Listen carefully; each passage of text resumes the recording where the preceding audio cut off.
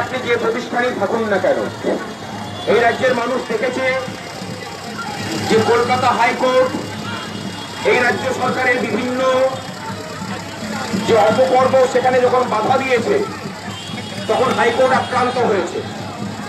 বিচারপতির বাড়ির সামনে পোস্টার করেছে, বিচারপতিকে এজলাসে ঢুকতে দেওয়া থেকে বাধা দেওয়া হয়েছে।